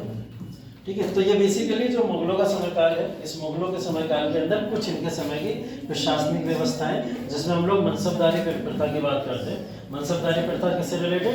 अकबर से रिलेटेड है ना, अकबर के समयकाल से रिलेटेड है। हम अकबर के समयकाल की स्थिति को मानते हैं। और ये मनसबदारी प्रथा अकबर के बाद में जहांगीर, जहांगीर के बाद शाहजहां और उसके बाद औरंगजेब के समयकाल तक हमें लगातार दिखाई देगी। ठीक है, और ये मनसबदारी प्रथा जो है बेसिकली उसी से रिलेटेड है जो आप बात करते हैं इक्तादारी प्रथा वगैरह की, उन्हीं से रिलेट होती हुई दिखाई देती है। ठीक है, बाकी हम आर्ट एंड कल्चर में तो इनके सब आर्किटेक्चर की बात करेंगे, तो आर्किटेक्चर की यहाँ पे बात नहीं करनी है। ये है कुछ इनके समय के यहाँ पर अधिकारी या प्रशासन के तौर पर जाने वाले लोग। ठीक है, जो वजीर होता था इस समय, बेसिकली हम लोग बोलते हैं दीवान आला जिसको, वो वजीर इस समय का होता था या राजस्व का प्रमुख कहलाता था। रेवेन्यू डिपार्टमेंट को पूर्ण रूप से अपने हाथों में रखने के लिए राजस्व विभाग को सबसे मजबूत विभाग इस समय में माना जाता था। मीर बख्शी है ना, ये क्यों बोला जाता था? सैन्य विभाग का सर्वोच्च अधिकारी, या कमांडर इन चीफ बोलते थे इसको। ठीक है, commander in chief Mir Bakhshi को बोला जाता था। मीर समान शाही घरानों का प्रभारी होता था। शाही घराने इसके हाथों में थे, मीर समान के हाथों में थे। बारिट्स पीछे भी देख चुके हो आप लोग, खुफिया अधिकारी उस समय में भी थे, खुफिया अधिकारी इस समय में भी है। ठीक है, वकिया नवीस रिपोर्टर होता था। रिपोर्टर का कार्य बयानवीस करते थे। ये इस तरीके के तमाम न्यूज़ या जो भी चीज़ें होती थी, जो भी सल्तनत की होती थी, वो सब जाके जनता तक पहुंचाने का कार्य किया करते थे। काजी जानते हैं आप लोग, न्याय का प्रमुख होता था, ठीक है। सद्र बोलते थे, धार्मिक बंदोबस्त जो भी करता था या धार्मिक सम्मेलन का कार्य जो भी करा करता था उसे सद्र बोलते थे। मुतासद्दी बंदरगाहों का गवर्नर होता था। बंदरगाह पोर्ट के इलाके जो है, कोस्टल इलाके जो है, उनमें जितना भी देख रेख का काम होता था वो कौन करता था? मुतासद्दी किया करता था, ठीक है। इसके बाद ग्राम प्रशासन, मुकद्दम गांव का मुखिया और पटवारी लेखपाल, आज भी जानते हैं आप लोग, इसी तरीके की पोस्ट अब से चली आई है। और लेखपाल साहब को आज भी लोग कई सारे पटवारी साहब ही बोलते हैं ना, तो वो पोस्ट पटवारी नहीं है, पोस्ट तो लेखपाल है आज के समय में, ठीक है। तो ये गांव का मुखिया होता था, मुकद्दम जिसको हम लोग बेसिकली बोला करते हैं, ठीक है। बाकी सब ऐसी जागीरदारी व्यवस्थाएं वगैरह है, इसमें जागीरें हैं, उसकी बहुत सब चीज़ें हैं। बाकी ये कुछ शब्द हैं, ठीक है, जिसके अंदर एक वर्ड होता था बिटिकची, ठीक है। बिटिकची वर्ड जो था वो क्लर्क को बोला करते थे, ठीक है। क्लर्क होता था उस समय जो ये सारे कार्य देखा करता था, तो क्लर्क को बोला जाता था, ठीक है। इसके बाद में मेरवाड़ एक डाक धावक होता था। डाक की जितनी भी पूरी की पूरी परंपरा है, ऐसा नहीं है कि अंग्रेजों के द्वारा भारत में शुरू करी गई है, डाक प्रणाली पहले से भारत में है, ठीक है। और इसका एक एग्जाम्पल है मेरवाड़ की पोस्ट जो पहले भारत के अंदर रहा करती थी, ठीक है। उसके बाद में आप देख सकते हो अहादीस करके जाना जाता था, एक सज्जन सैनिक के तौर पर इनको जाना जाता, ठीक है। तो इनको क्या करा जाता था, ये अधिक वेतन प्राप्त करते थे सामान्य सैनिकों से। इनकी सैनिकों की श्रेणी थोड़ी ऊपर की थी, मतलब मनसबदारी इनको थोड़ी ज्यादा प्रदान कर दी जाती थी, तो उनको अहादीस बोला जाता था, ठीक है।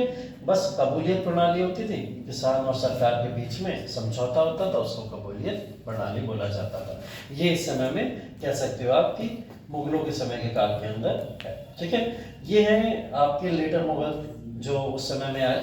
लेटर मुगल्स की क्रोनोलॉजी थोड़ी सी टफ है एज कम्पेयर टू मुगल्स, ठीक है, बट ये भी याद करना कोई बड़ी बात नहीं है, इसको भी याद कर सकते हो। सब इसमें भी याद नहीं करना है, इसमें भी कुछ कुछ इंपॉर्टेंट जो है वो याद करना है। जैसे फॉर एग्जाम्पल सबसे पहले बहादुर शाह प्रथम, कहानी शुरू करो, पूरे मुगलों को एक तरफ हटा दो, 1707 तक जो हो गया सब हो गया, उसको आप एक तरफ रख के भूल जाओ।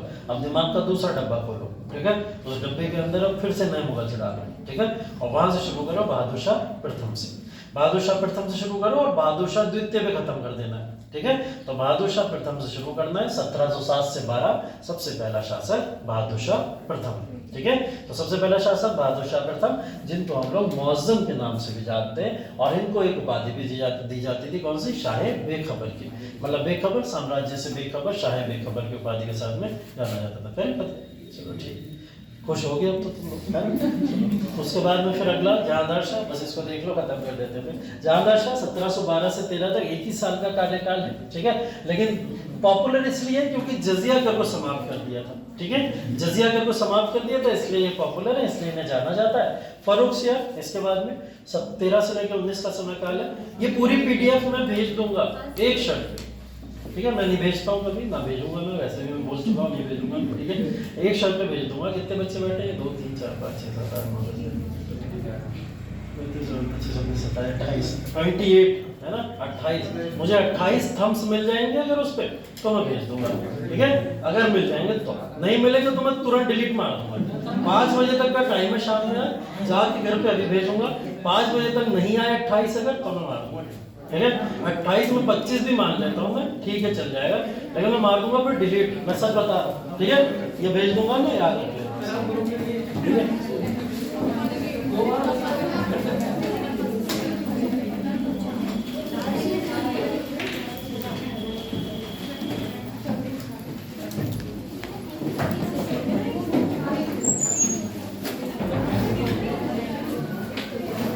और हाँ, कल से आर्ट एंड कल्चर शुरू होगा, ठीक है।